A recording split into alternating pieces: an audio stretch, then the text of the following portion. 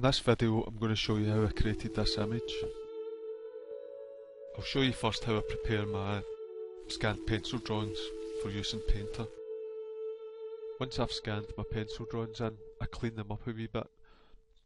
I get rid of any dirty marks on the paper. I use brightness and contrast just to get a nice clean looking drawing that I can use. Maybe straighten it up and things like that, maybe add tiny wee bits of more detail. I prefer to colour on layers under line art or pencil work. I don't like using colour modes to paint on top. I prefer the predictability you get from just a standard normal layer. It makes it a lot easier when you're moving it back and forth between Painter and Photoshop. So I need to extract this image onto a new layer, and I just want the dark parts. I don't want any white or anything. So I go to select, auto select, image luminance, which gives me my matching ants all over the place. I've got that command on my custom palette as well, it's quite handy there. And then create a new layer, pick a suitable colour from the line art. It doesn't have to be completely black, it's whatever's most suitable. Control F on the PC, that will fill with my selected colour, and it hasn't because I had this turned on from a while back. Try that again. Control F, there it goes, it fills it. Hit OK. Control D to deselect everything. Back to the canvas layer. Control A, change your colour to white, or if you don't want white, pick whatever you want, and we fill the canvas now. Now I can create layers underneath, which you'll see me do in a second. I can put any colours I like under my line art now, without any issues. And it also means if I did want parts of my line art to have a different colour, I could easily turn on preserve transparency on that layer, and I can change the colour of the line work. And what that does sometimes is it makes it a lot easier when you're blending later on. If you've still got a lot of black line art or pencil work, it can sometimes muddy up colours when you're working the way that I work. After I've got my pencil drawing prepared, I create a new layer under it, and I start blocking in the sort of basic colours. The brush I'm using here is one called Rob's Basic, and it's by a guy called Robert Chang. I'll put a link to his brushes in the description. These are fairly old brushes, but I still find them really useful. For most of this video I'm using Painter X3. I was actually testing Painter 2015 for a lot of the time that I was recording this, but it was under non-disclosure agreement, and I wasn't sort of happy filming stuff in that, if you know what I mean.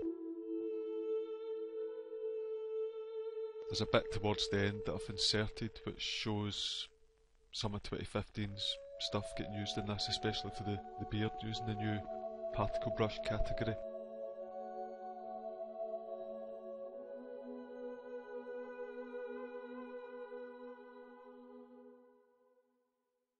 Here I've created another couple of layers, and again I'm just still blocking stuff in.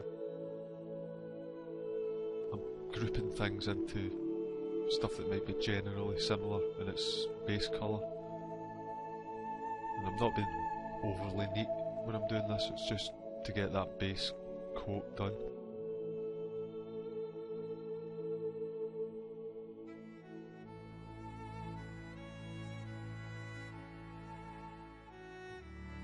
Probably not going to do a lot of narration in this video. A lot of it is very repetitive. I've found a nice wee bit of music that I'm going to put on instead.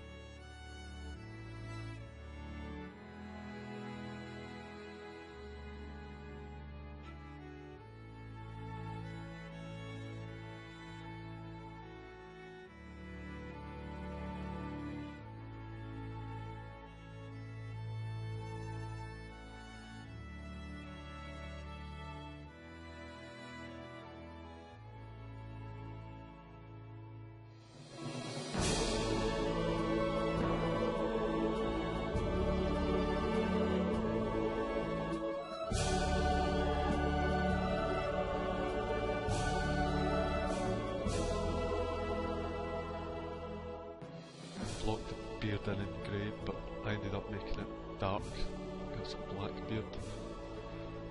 Here you can see I've just quickly brought in a wee design I quickly made up in another painter document. It's just a kind of tentacled carving on some rocks behind the character.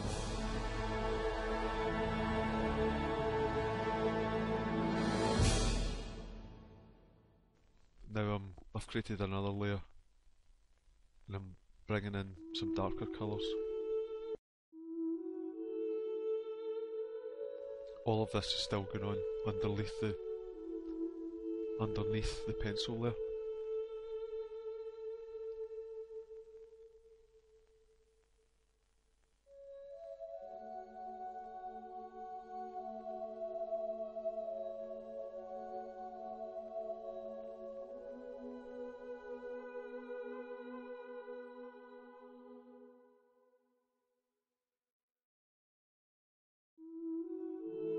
Here you can see I've switched to the real 2B pencil, which is probably my favourite Russian painter.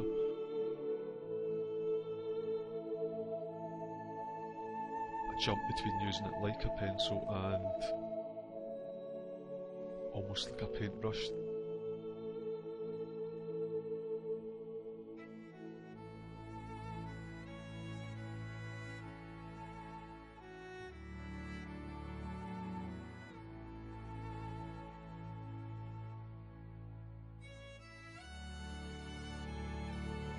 Looking at the metal objects in this image, this is just a very first rough pass of colour. The metal tends to get gone over again and again and again.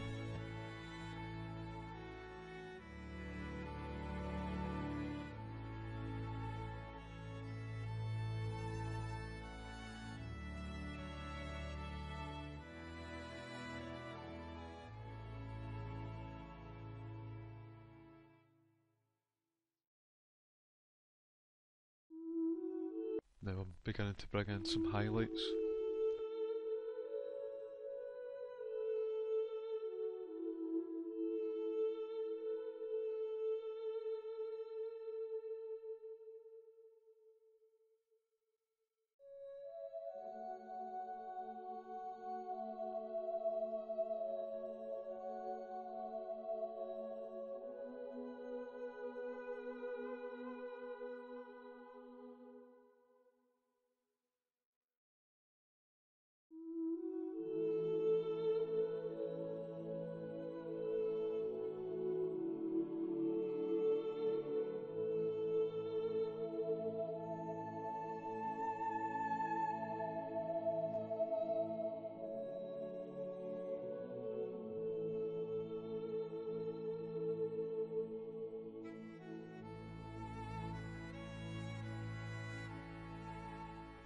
Now going even lighter with some of the shiny objects.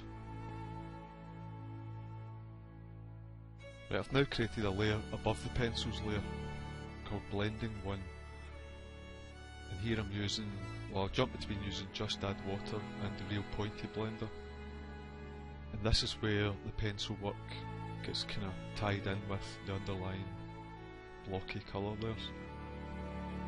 With some of Painter's blenders, you can almost paint with them, you know, you can pull and push areas of colour around, or you can use very little pressure and just slowly blend things. I blend what's underneath and then add more on top, and then blend that and just rinse and repeat.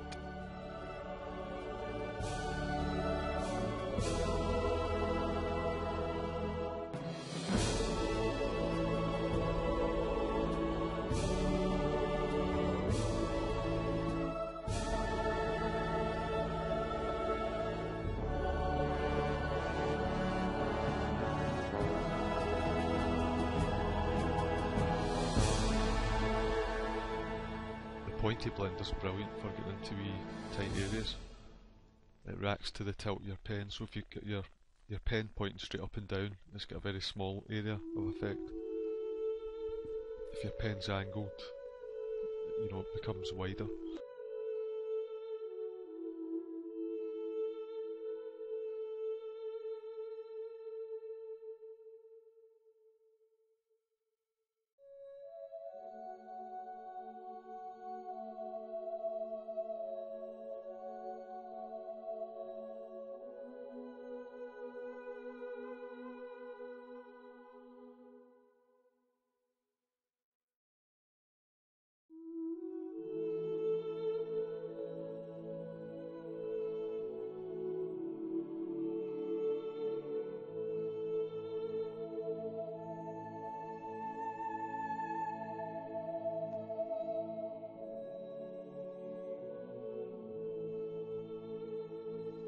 see me turn on and off the blending layer just to check what's underneath, to see how it's worked, basically.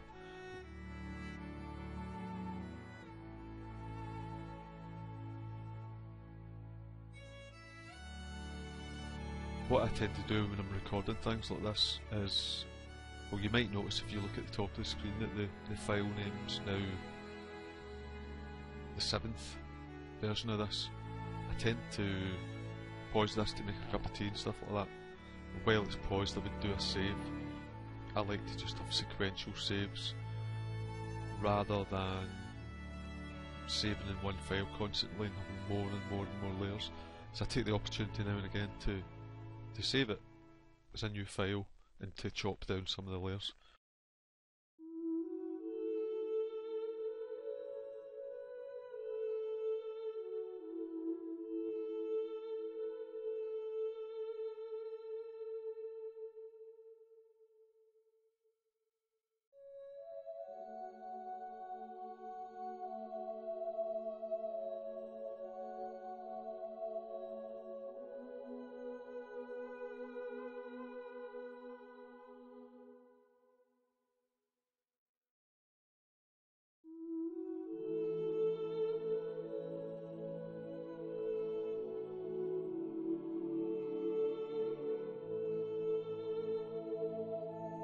I'm not really sure what these wee round things were meant to represent. They might have been intended to be like wee metal studs. I think I ended up just keeping them the same as the red material.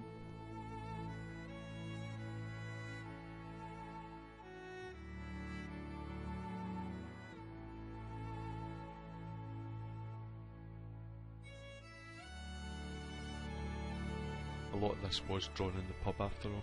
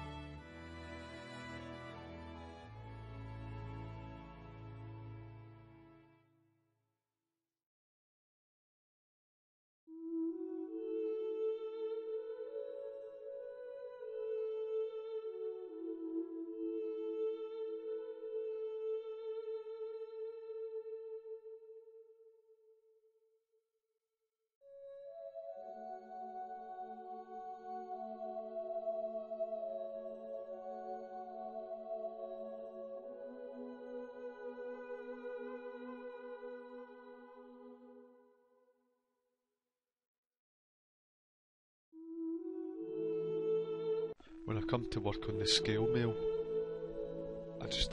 I normally like to just speed these things up to include the whole process, but it just took way too long. I had to chop a big bit out, but you wouldn't really be missing anything. It is really slow and really repetitive. Kinda wished I hadn't used scale mail, to be honest.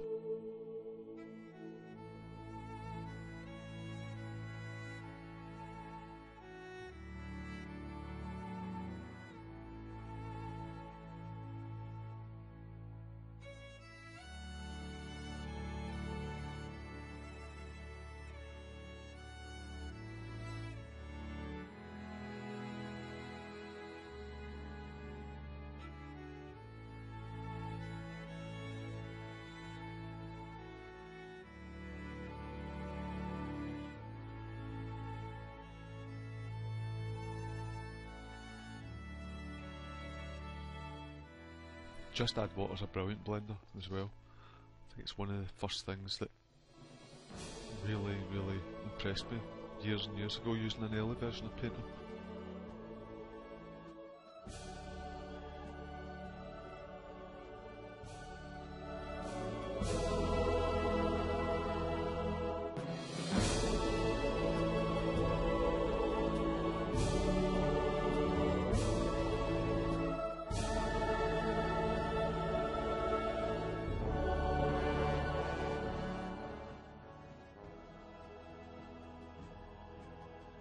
Here you can see what I was mentioning earlier on about if you have black line art some of the areas where I'm blending here, I'm looking back on them now, I think you can see where it gets very muddy. Possibly, if I was doing this again, I might try recolouring the line art part of this to be a kind of dark brown or something a wee bit warmer.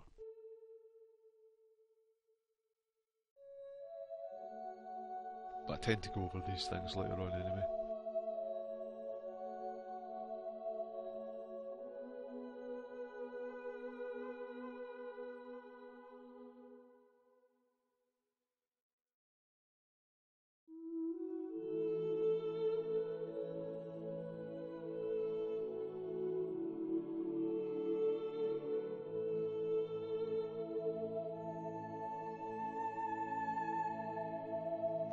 You can see the file name's jumped to 08 now, which probably means I was doing this with a big giant cup of tea.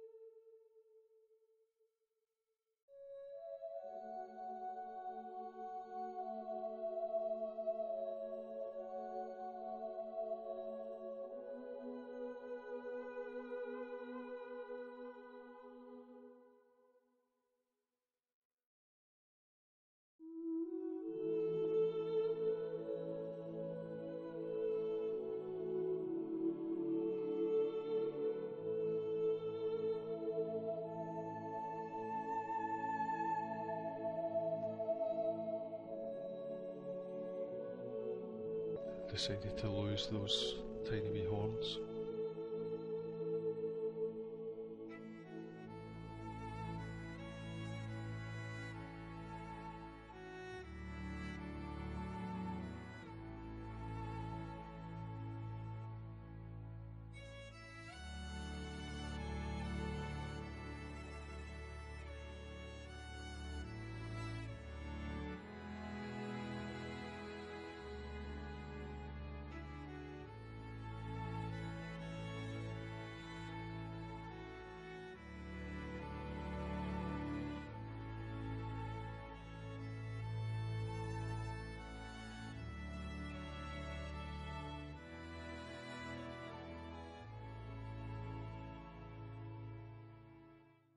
I wasn't sure what was going on with that pattern on that plate-like bit of armour.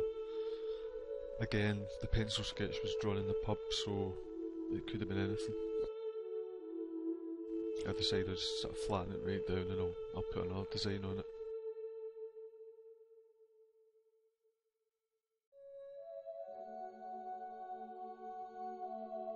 So this is all just the first pass of blending.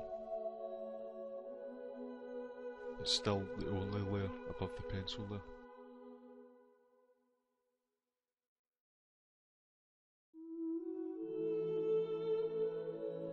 I like being able to work non-destructively like this. As long as you've got the pick up underlying colours on, you can blend completely in a fresh layer.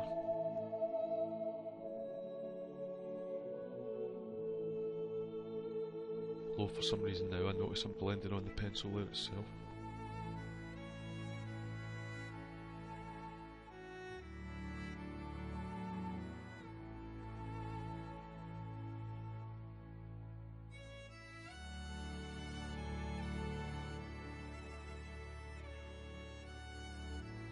That's something to watch for if you're turning various layers on and off to check things. always be aware of what layer you're actually working on when you go back to start work.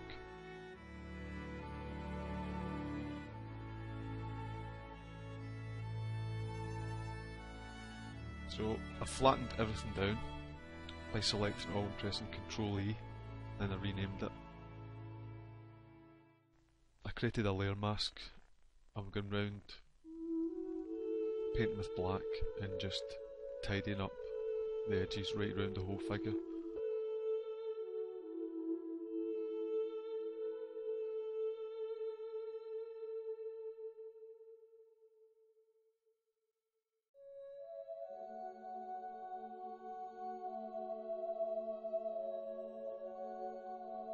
One of the advantages of this is, once I've applied this layer mask to the figure, it gives me an easy way of selecting the figure just by control clicking on its thumbnail. I decide to make a wee duplicate of the carving, flip it upside down, and now I'm shifting part of it to maybe look as if the stone's cracked and the carving's moved. And with this I'm repeating the same process I did with the figure. I'm blocking darker bits in. Try to keep it fairly flat looking though. You know, it's not to be a totally 3D sculpture, it's meant to be something carved into the stone, just with a wee bit of depth. And I'm not working over areas that the figure's going to hide. I'm not too concerned with those.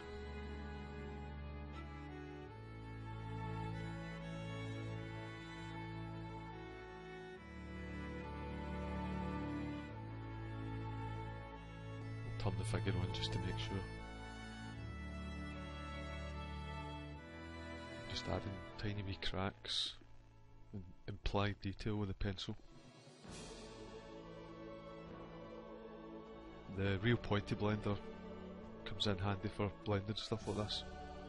It really lets you get into tiny wee areas.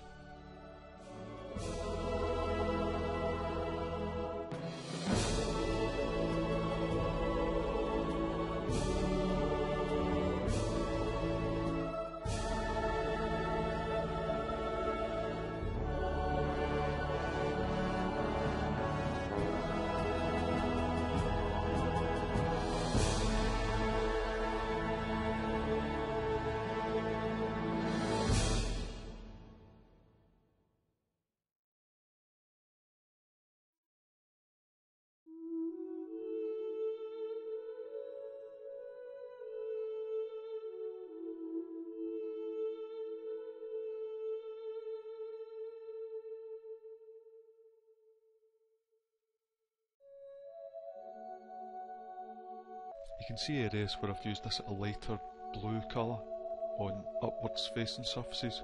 That's just to represent skylight, you know, stuff getting bounced down from a bright but cloudy sky, or, you know, a sky with a bit of blue in it.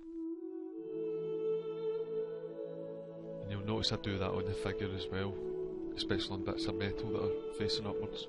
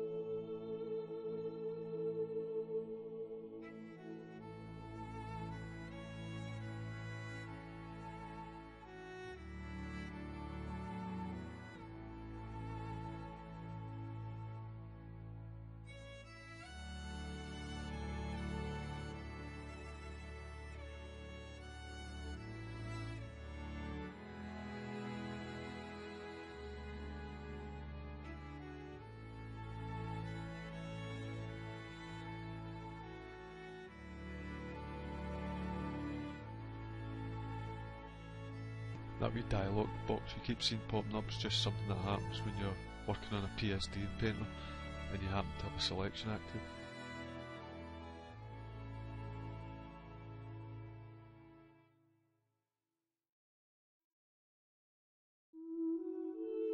Right, I'm back onto the main figure now. And as you can see by the name of the layer, it's more blending.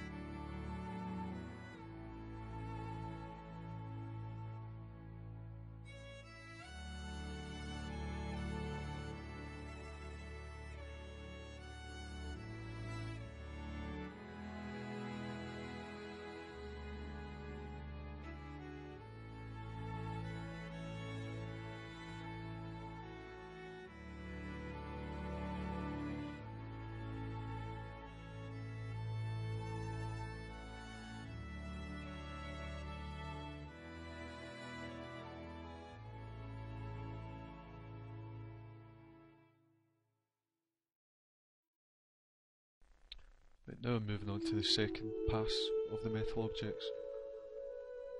So I want some light coming from over to the left, and I also want to start hinting at a reflection. Maybe it's like, I don't know, a forest or something. There's what looks like wee trees being reflected, and then a sort of brighter sky.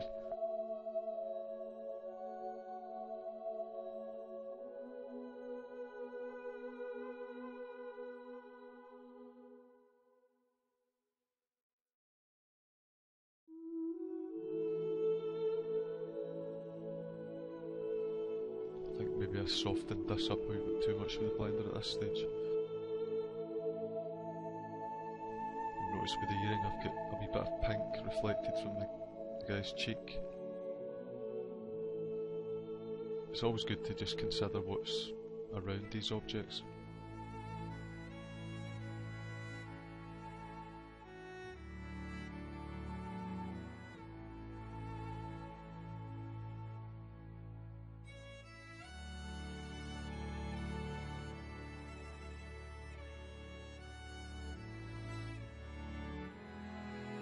A bit of reflection from the red top.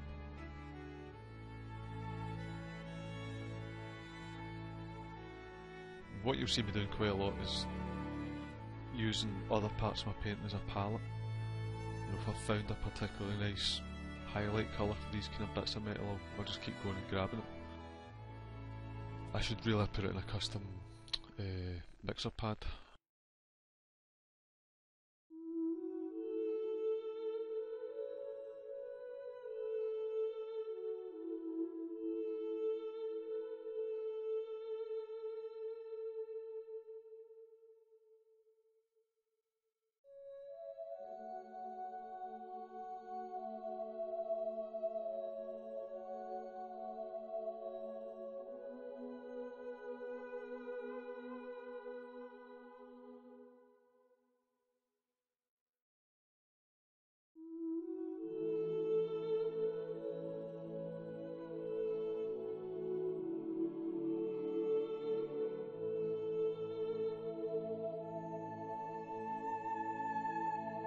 So what you see here is me getting up sampling from the earring to paint this wee ring on the satchel.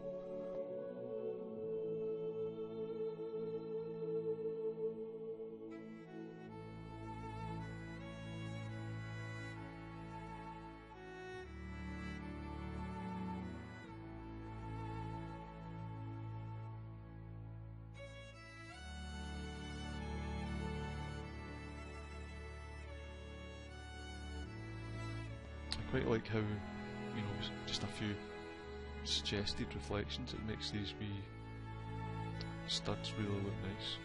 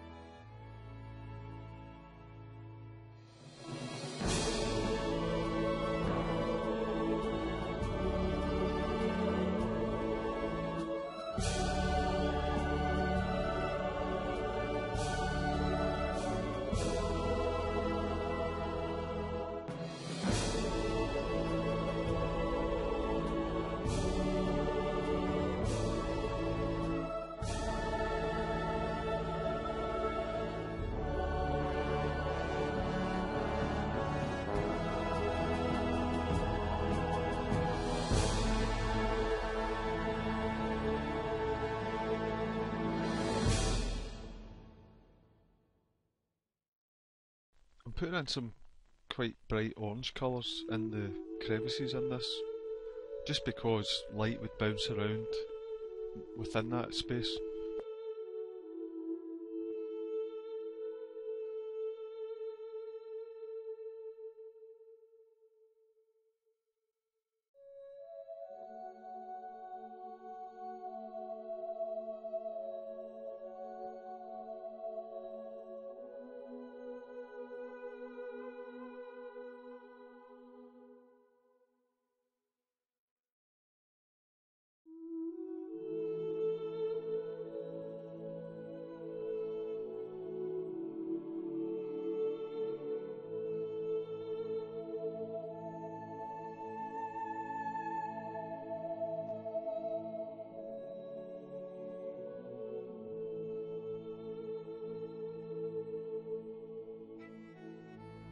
Every now and again I've snuck a wee bit of detail in. You can see the wee badge that's just appeared.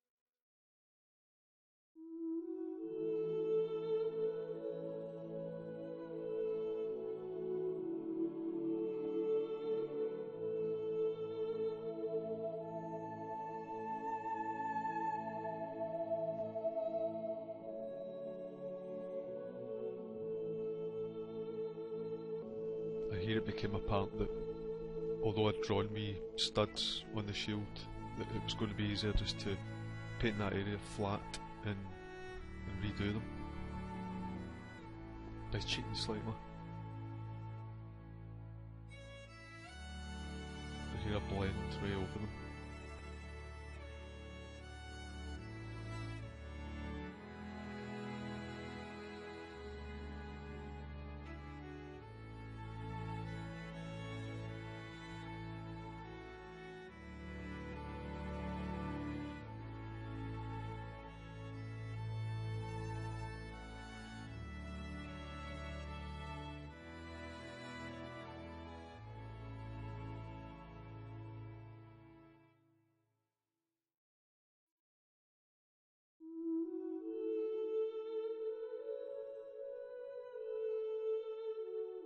What I do is I take one of the wee studs off the belt, I do a copy merged and then a paste,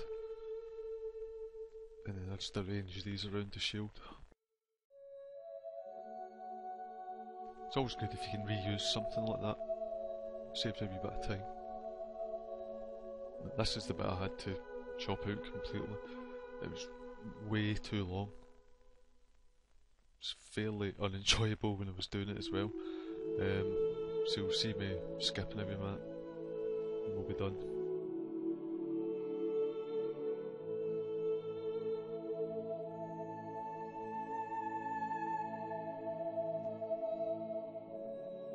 I'll need to take a look at Painter's capabilities for things like this, because you've got things like the pattern brushes, image hoses and stuff like that that I use for other purposes later on.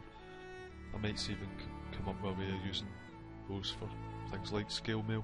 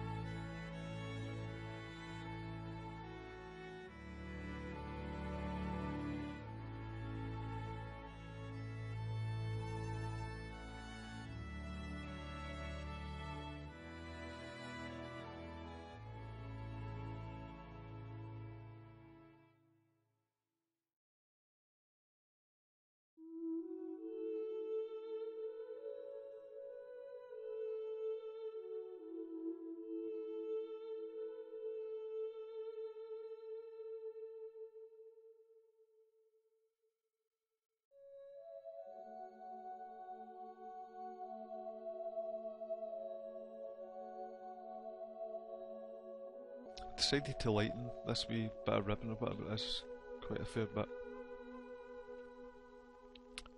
So I created a new layer, selected it, filled it with white, and now I'm layer masking parts of it out to keep some shadows. Here's a wee cheat for the sky. I took a picture, it just looks so nice outside, and I just used that in combination with Rob's Basic and the blenders to block in a quick sky.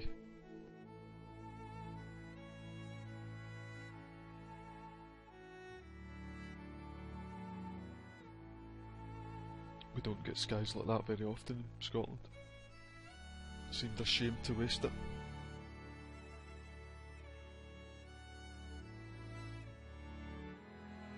Right, what you'll notice there is that grass just magically appeared. That was one of the things I did while I was in Painter 2015. So towards the end of the video I'll show you how, 1, I did the particle, brush, beard, 2, how I did the grass, and 3, how I created some sort of greenery like moss or lichen or something on the slopes.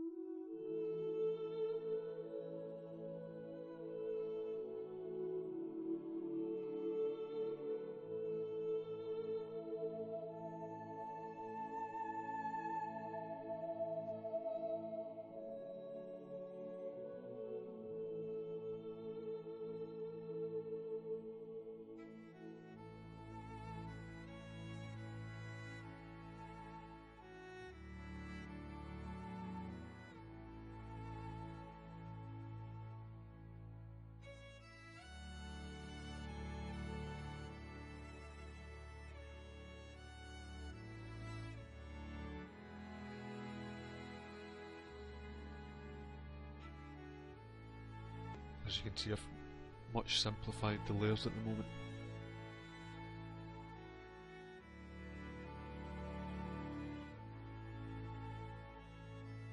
But again, this is one of these cases that you need to watch when you do any layer work. You need to be aware of what layer you're leaving yourself on, because I'm assuming I was meant to be working on the tidy up one layer.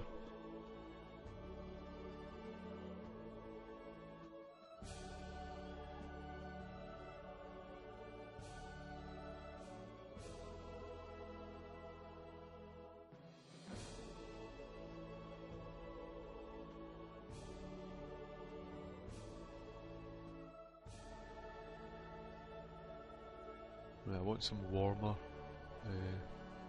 shadow on the face. A wee bit more red and orange in it than the sort of grey black stuff that was there before. And the same on the hands and arms.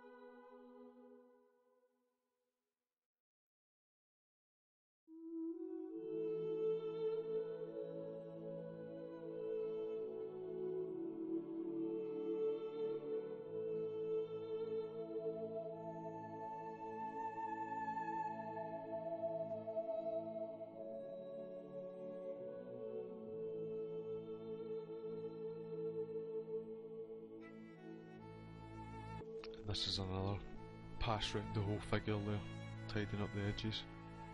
I'm not using a layer mask this time, just using an eraser.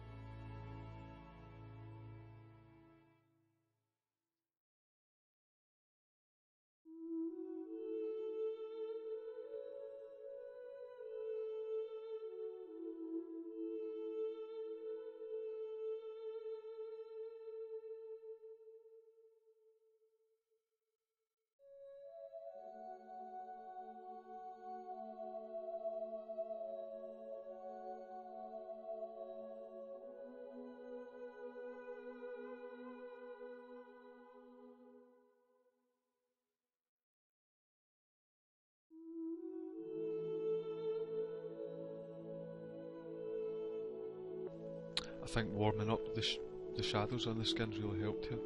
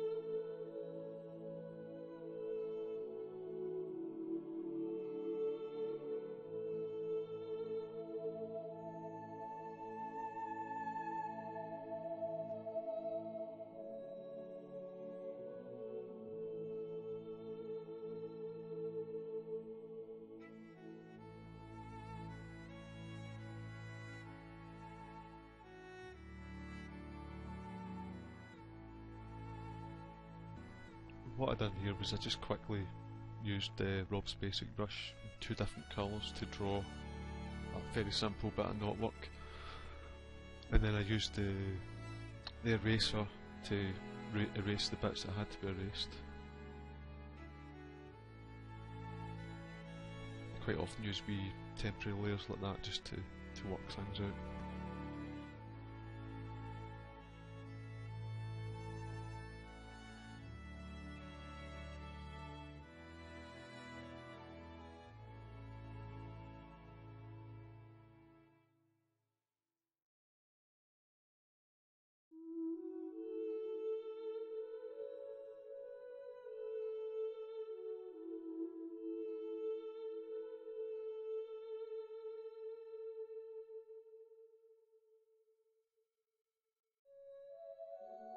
And this is a wee simple drawing I did, just a kind of ornate spiral based tattoo.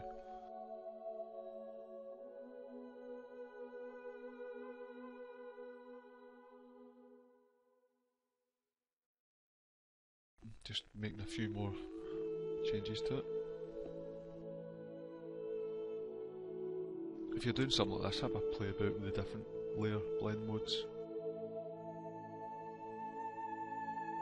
I'll leave it on normal or default while I'm working on it, and then after that I change it to make it look more like a tattoo on skin.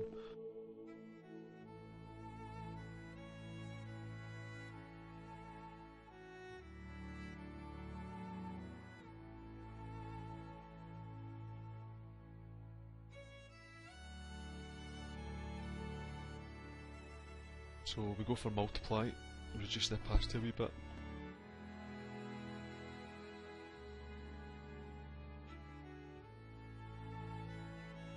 What I've done here is I've duplicated the entire main image.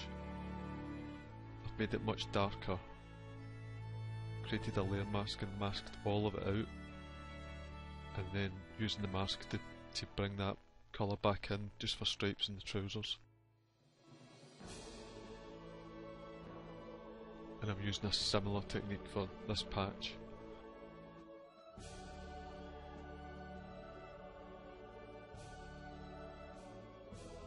I wanted it to look like a similar but different colour had been used to patch a bit of the guy's top.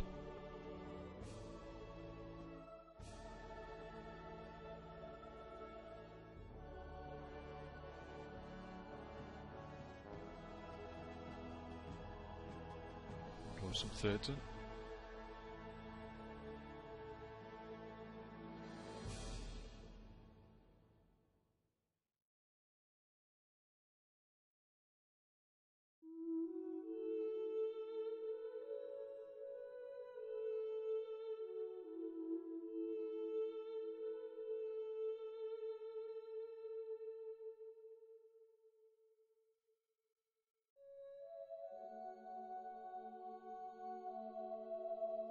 This is really just like a wee Easter egg type thing I like putting in my images.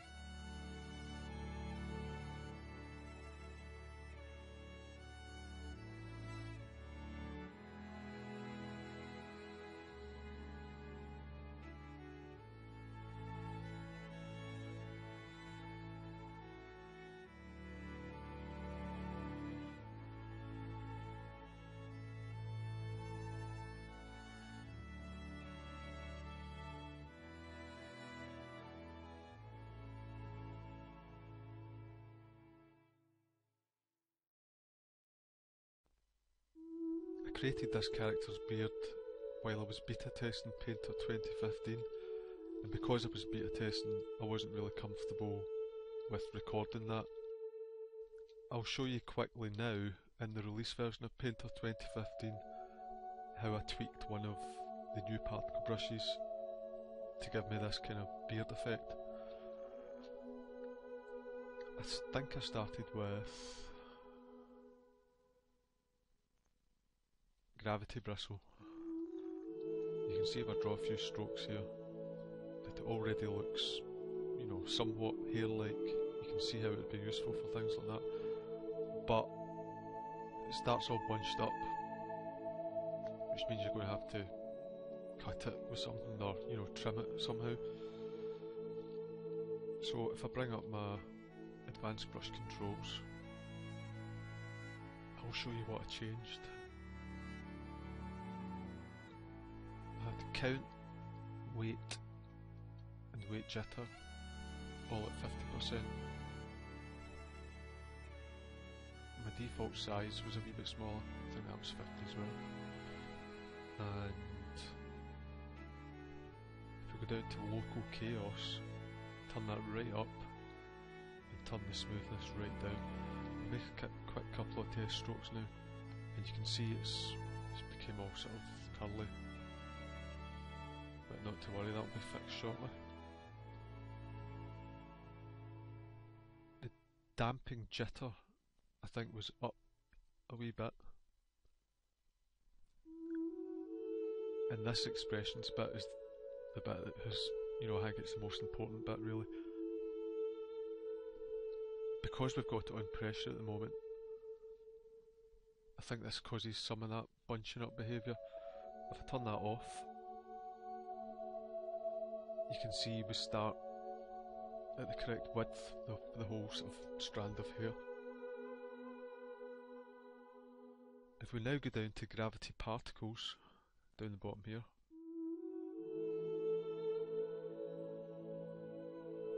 if we go for a much lower value for velocity, we'll increase acceleration a wee bit, and we'll turn the spin rate right down. That's the factor that's creating a lot of this curliness. So now it's something like that. And the quicker I draw, the straighter the strands of hair are. If I draw slowly, you know, it's maybe not so useful. And that was basically it. And here's my finished one. Just check the settings are about the same. I've obviously tweaked the opacity on this one as well. Yep. And all I did for the beard was I started with a very dark colour. Probably a wee bit darker than that. Not blue. No, you start with a really dark colour. And then we slowly go up. And you just keep building up layers. A nice bit of red here there. And it's that sort of layering that gets the effects you're looking for.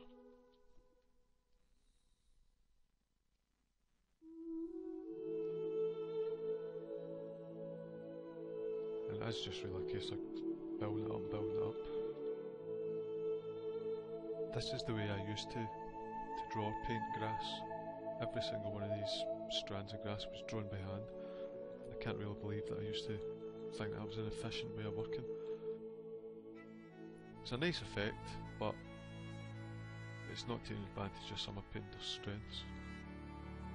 I did this with one of the image hose brushes in Painter. And what I started with was I created a new document, and on that new document I created a number of layers. Just turn most of them off so you can see one at a time. And they're just simple. There's nothing to them, you know, they're very simple grayscale strands, a wee bit of variation in size, shape. And when I was finished with all of them, I grouped them. Turn them all on again. And what I did is in my nozzle controls, make nozzle from group. And once you do that, what you'll end up with is a nozzle. And I've got a couple of these that I used in this painting. And then once you've got that, it's just a matter of, once you've got your nozzle captured, all you have to do is select the correct image hose brush, you know, whatever one suits your subject. So for grass, I wanted something that followed the tilt of my pen, like so. And when I draw left to right, all the strands are pointing upwards. If I draw right to left, they'll all be upside down. So, don't want that. By using a grayscale image hose, I can work with a grain slider. What you get with this is, whatever's selected is your secondary colour. Painter will use that instead of the grayscale image. If you turn the grain all the way up, you get a different effect. Turn it down. See, that one's almost, once you turn it right down to 0, all you'll get is the colour, the secondary colour, and nothing else. To clear that up a second. You know, so that's just flat colour, that's not picking up any of the detail that was in the image hose. If I turn that all the way up to 100, possibly get too much. There's a bit of colour variation built into this one, but you're getting, you know, nasty looking grayscale grass. So, what did I go for in the end? Let's reset that. It's a middling figure of 58%.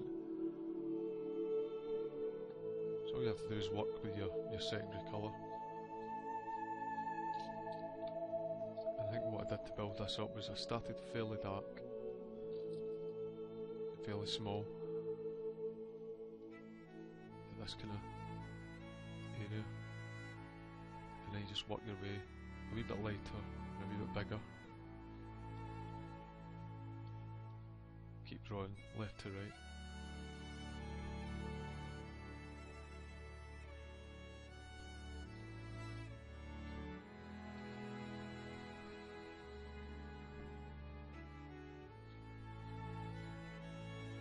Slowly build up.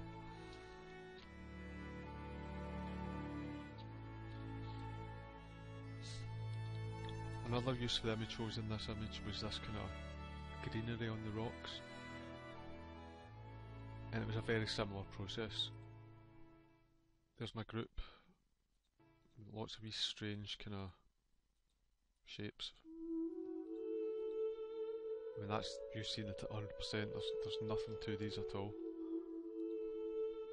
And again, captured the group as a nozzle. Close that.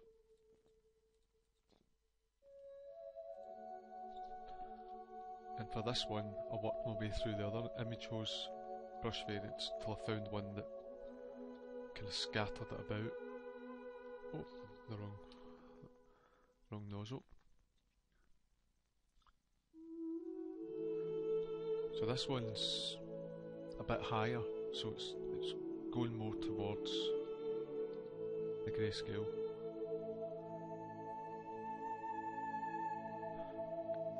But still get a decent bit of colour in it.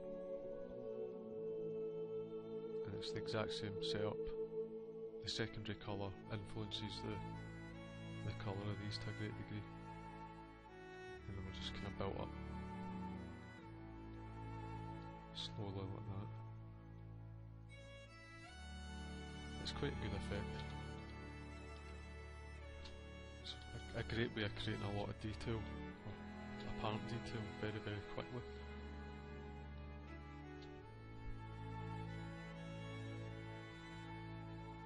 You can really highlight a couple of the wee bits, you know, if light was hitting them or something. Great fun.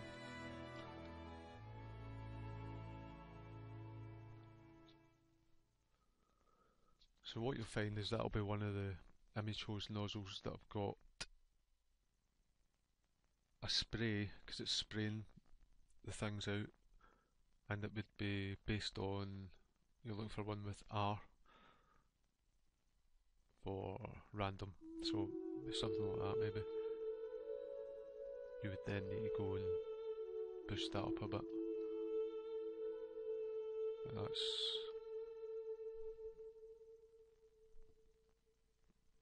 pretty much what I've got saved as a preset.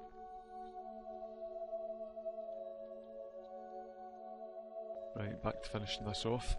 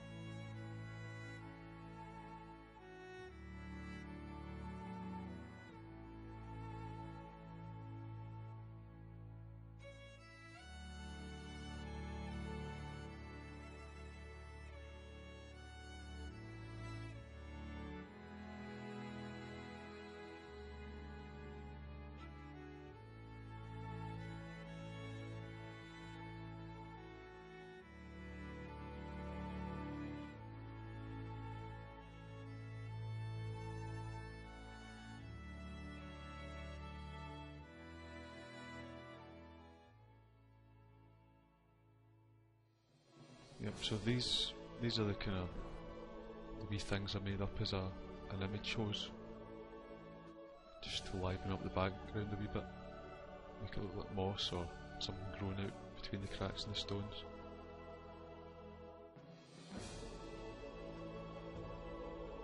I'm using the glow brush to give the crow a wee sort of magical looking glowing eye.